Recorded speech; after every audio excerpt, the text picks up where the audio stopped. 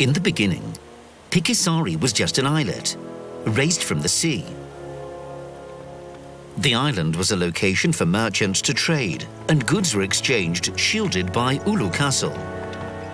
Pikisaari has been the starting point for overseas trade and for Oulu's industrial history.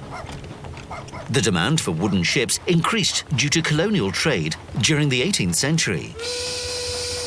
Ships' hulls, sails and cordage needed to be treated with tar so that they would not rot. Pitch, on the other hand, was used to make the hull watertight. Thick pitch was made out of tar by boiling it in a large pan. All of the liquid evaporated, and the residue left after this process was called pitch. The island still has one of these pitch burner areas left. You can even see some of the hardened pitch on the ground. Pikisaari was one of the important shipbuilding areas. There may have been 4 shipyards building wooden ships simultaneously. Sailing boats with wooden hulls were built on the island until the mid-19th century, until times changed and the era of the wooden ships was over.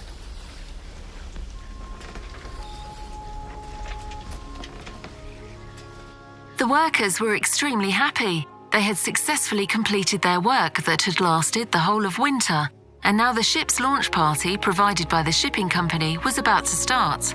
Everyone who had taken part in building would be invited to eat and drink as much of beer and liquor, pork and pea soup as they could stuff into their bellies.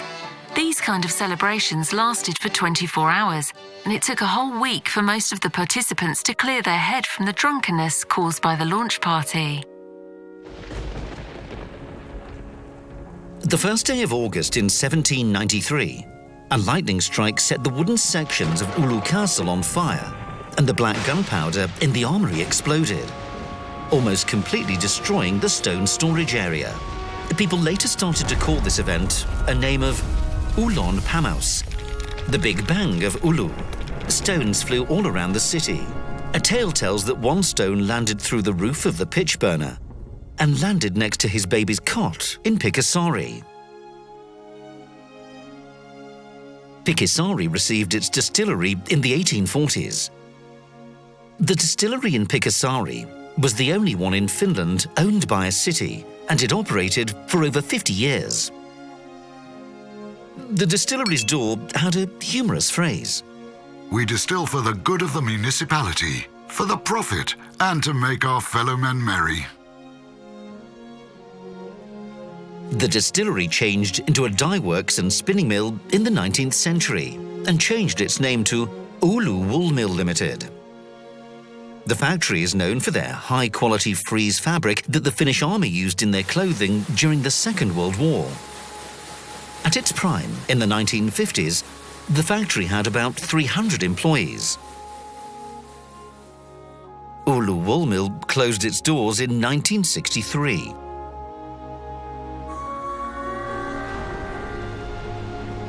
Oulu Engineering Works Limited started in 1874.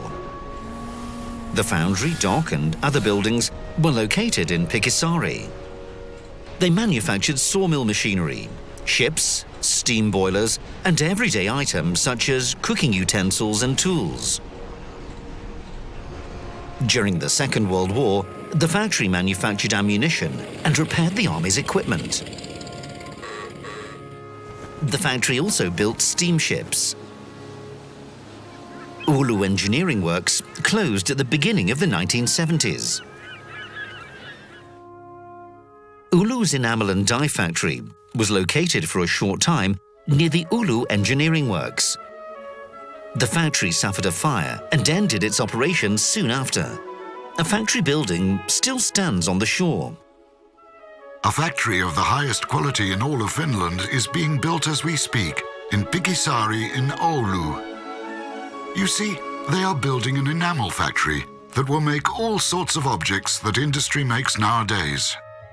It will be the newest and the best ever in its field in Finland. A steam mill founded in 1874 was one of the first and largest mills in northern Finland.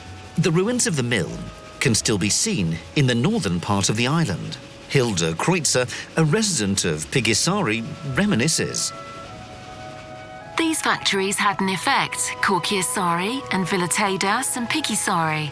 They had an effect on the young boys so that they stayed out of mischief, were not idle or disobedient. They had the will to work in them from early on. And everyone knows what that means. Children left school on the 2nd or the 3rd grade and did not go to middle school, but work schooled them.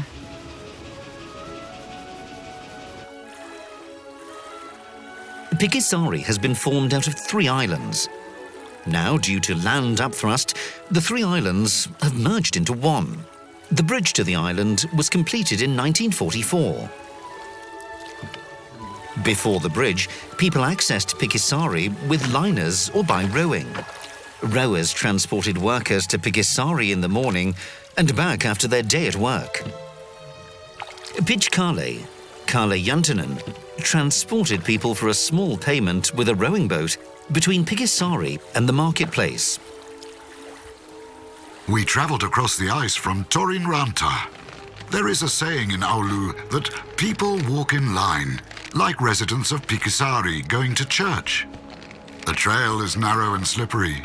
People referred to the way from the marketplace to the island as a dung path. The horses tramped and pooped the path so hard that it was the last bit to melt at springtime. Today, the island can be reached via 3 bridges. The first residents of Pikisaari were pitch makers, maritime pilots, staff for the sea customs and their families, and later the workers of the factories. Nowadays, the island is known as the island for artists and artisans. The wooden houses were renovated in the 80s.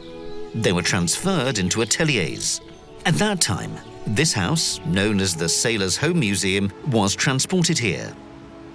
The building is the oldest wooden building in Oulu's inner city. Nowadays, there are dozens of visual artists and people from the creative field working in the old Villateidas wool factory. The facilities of the Villateidas has also serviced the Oulu Vocational College, cultural and clothing sector. We're at the origins of the skills of Oulu region in Pikisaari, which have been preserved for future generations. This is where Oulu's industrial trade and industrial era started from, hundreds of years before the industry of today.